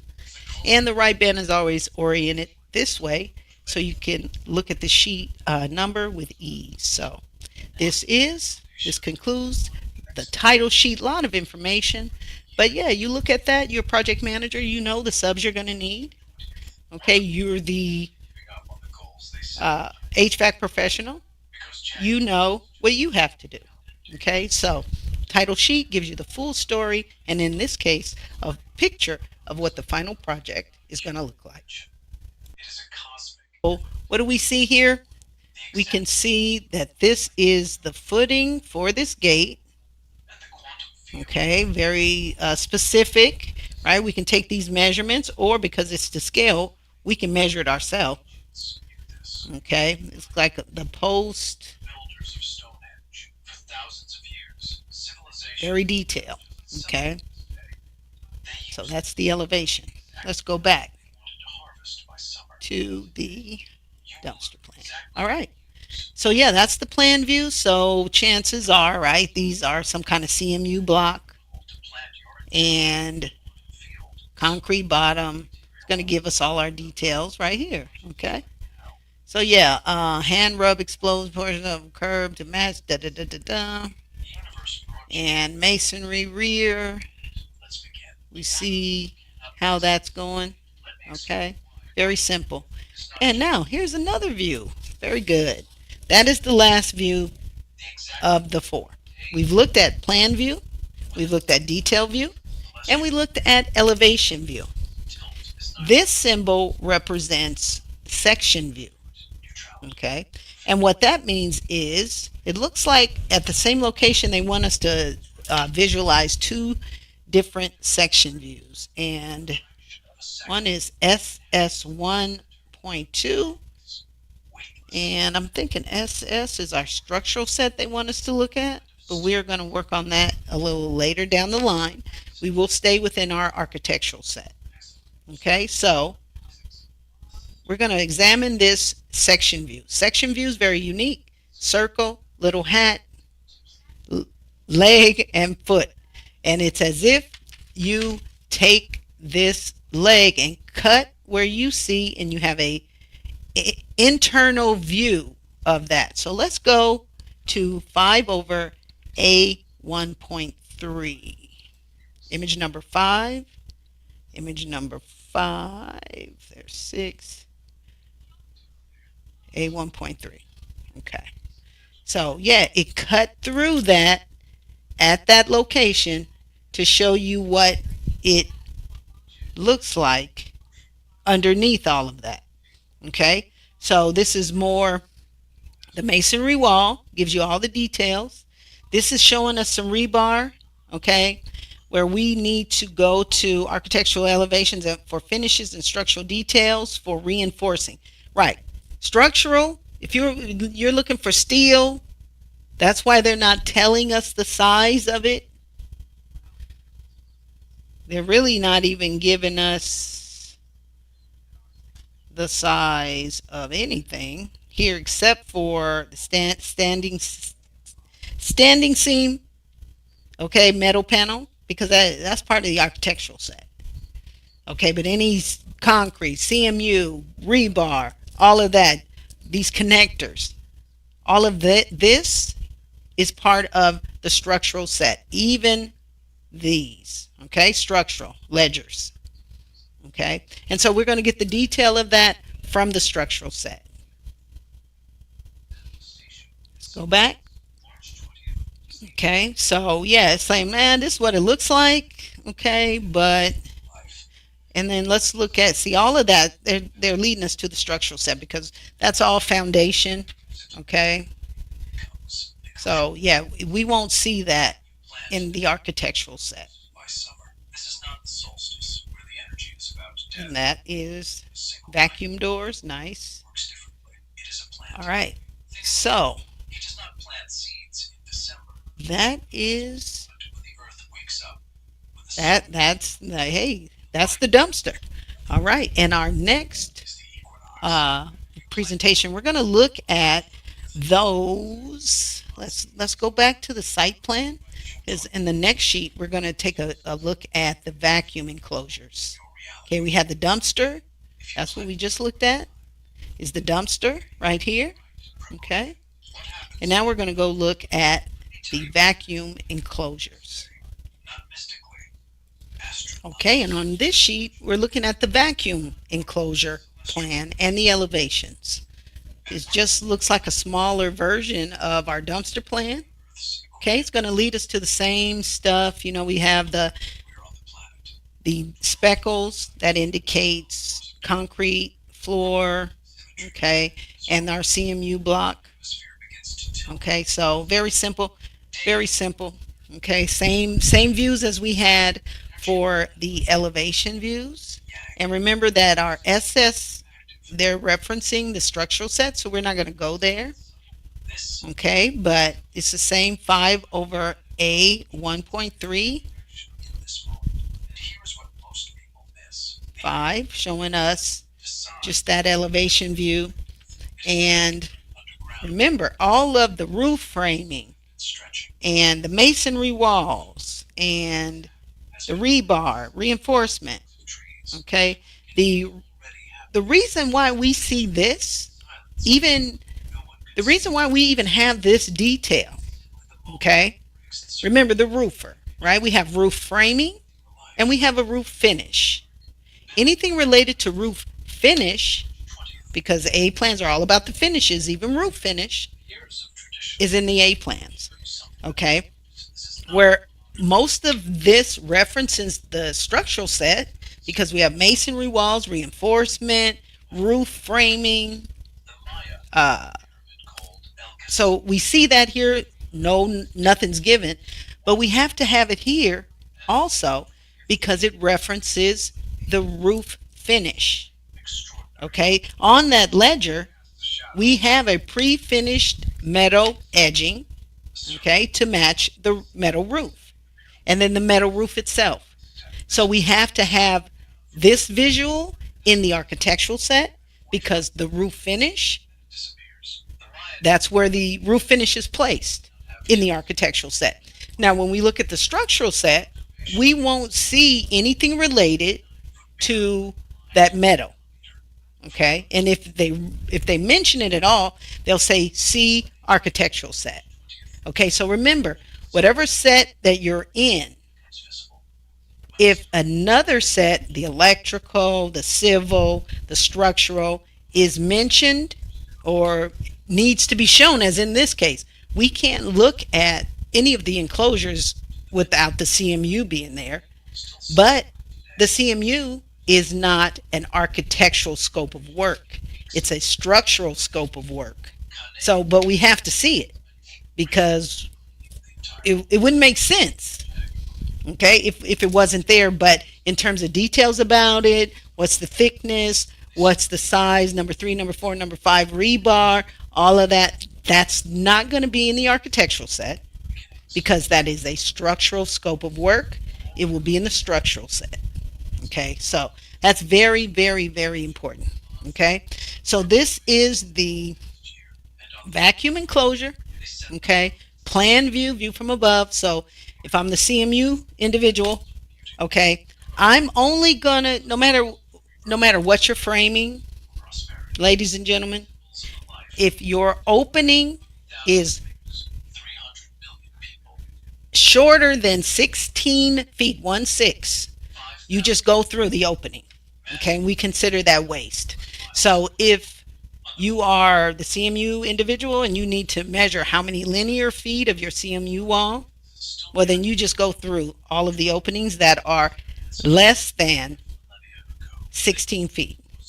If it's more than, then we have to deduct that opening from the total, and that's easy too. Just go through it and then determine that opening size in square feet and delete it from your total. Okay, so that's the vacuum equipment enclosure. Plan view and elevation view, and the section view simply for reference to the roofer, because the roofing is a plan scope of work. All right, now we're going to look at the canopy plan. Very interesting. All right, so point of sale canopy plan. Okay, so the plan view, reflective ceiling plan. So this is the ceiling. Okay, and here are column sections. Okay, so anything structural again is going to be in the structural set. It's talking about some conduit, power and data conduit. All right, so it's coming up from the ground, out of the ground, up into the column, and that's what it's showing us is two different sizes, 3 inch. Okay, that's the roof drain, 3 inch roof drain, and then our conduit. Oh, it's coming from above, below. Okay, so yeah, very interesting. Okay, typical lower wall construction, all sides, thin stone veneer to match building, mortar setting bed with metal lath, stucco wrap, blah, blah, blah, blah, blah. Okay, so that's the column, and here's the elevation. Does it give us any information about our section view, about how our shoot the top is built at all? I don't know. It should be somewhere. Let's see. Oh, that's the attendant plan. Okay. So it must be somewhere, or it doesn't make a difference. So let's see. 3 and 7. 3. Let's see what 3 is. Okay. Yeah. We don't care. Canopy structure above and finishes by canopy manufacturer. See, that's usually the case in a really good set of plans. Okay, if we don't care, if it doesn't affect us, then we don't care. So we don't care. But what we do care about are the columns we have to build. Okay? It looks like we have to build these columns, and I don't know up to a point, up to this point, but most likely, let's see. All right, let's see. That's interesting. Okay, so let's see 2, what 2 says. Column finishes backup framing by GC. Okay. And E is its own little beast. Do we have A, B, C, D, E on here? No, but I'm assuming that, what's H? See, those are the finish, exterior finish keynotes, that H and all of that stuff. Okay. And yeah, here's our conduit from underground going up.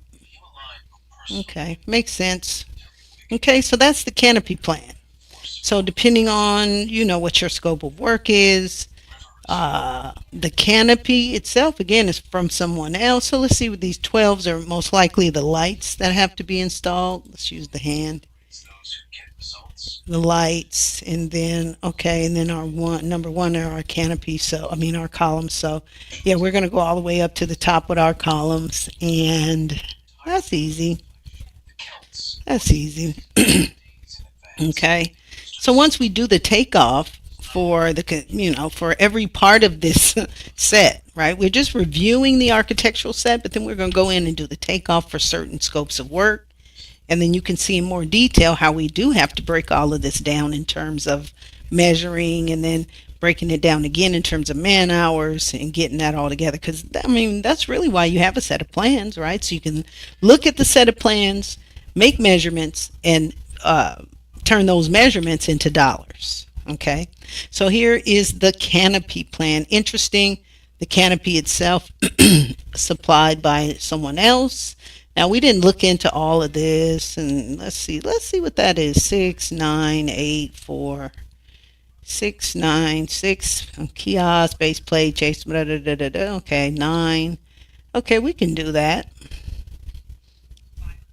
Okay, arm. Yeah, see, we now we can go back and look in the responsibility matrix to see for certain who's doing, who's supplying them. I'm sure they're not asking us to supply it as just a GC. I'm sure it's their manufacturer and everything, just like the top. All right, so that is the canopy. A plans. But as you can see, a lot of things in the A plans are going to reference you to another set. Okay, so next we're going to look at the attendant shelter plan and the details. Okay, so let's look at the attendant shelter plan and a bunch of other stuff, which is really good.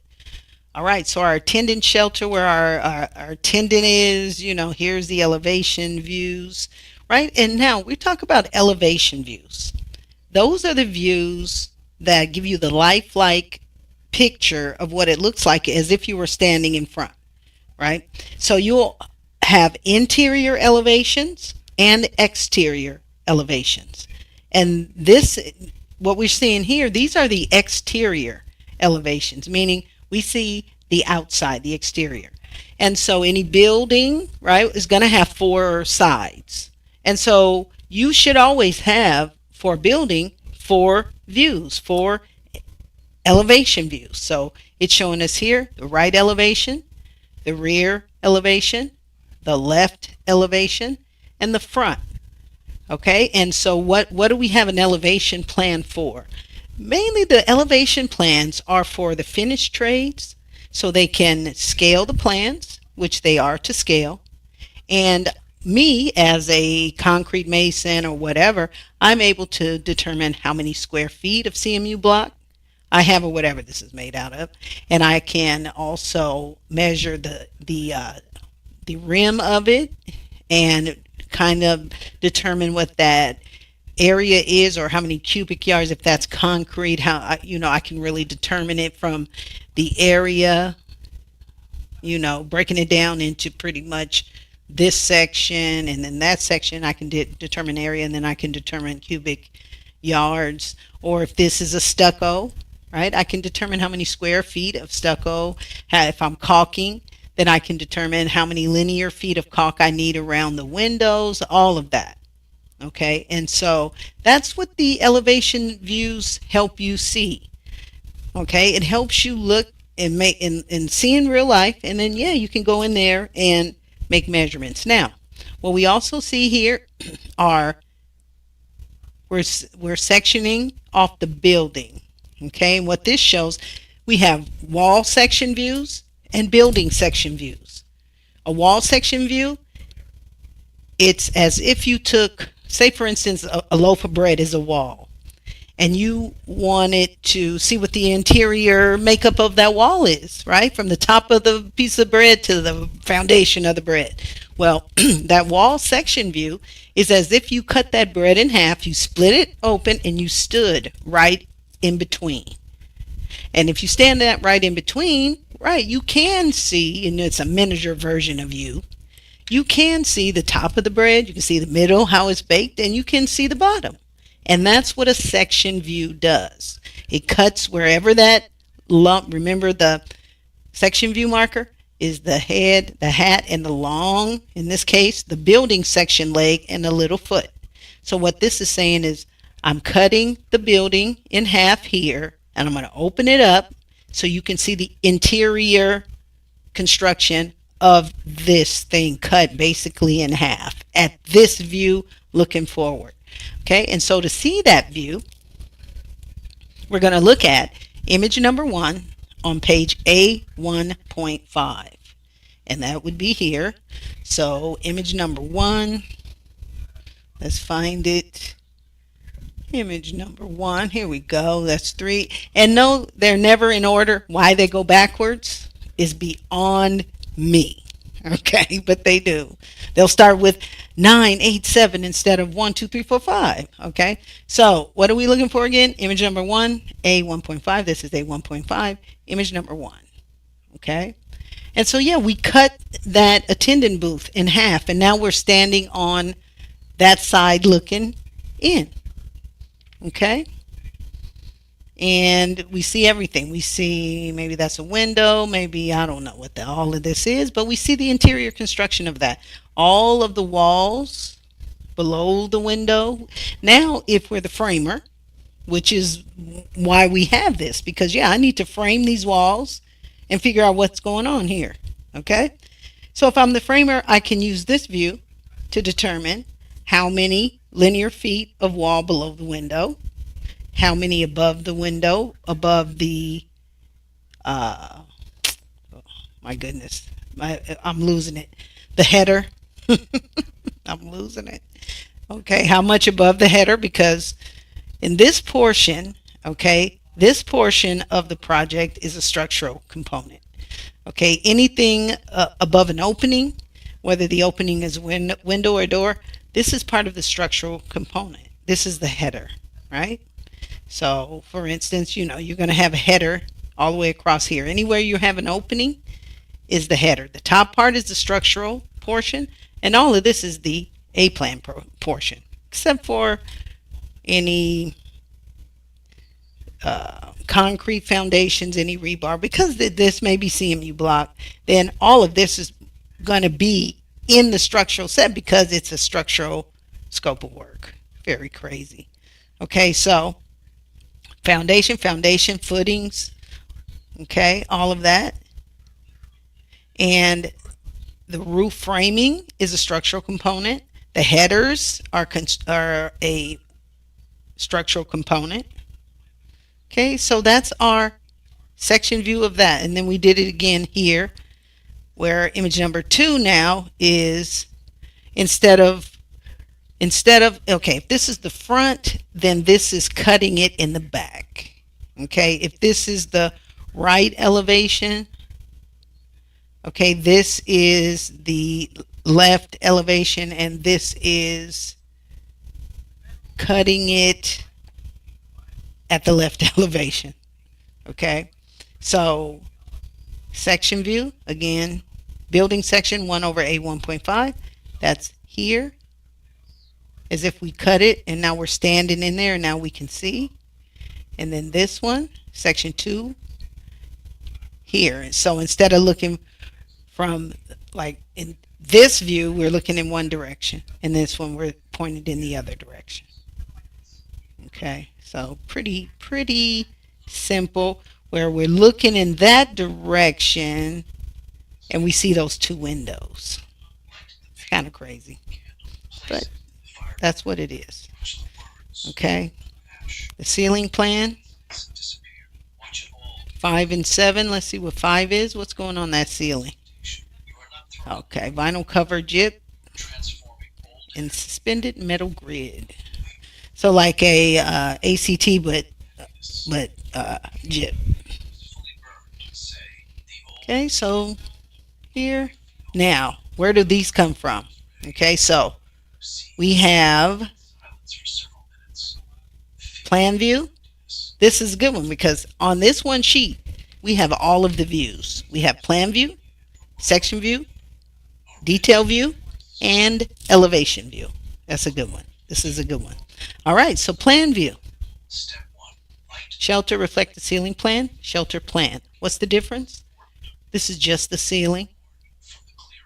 Doesn't really give us, it shows the walls, but it's not referencing the walls at all. Okay.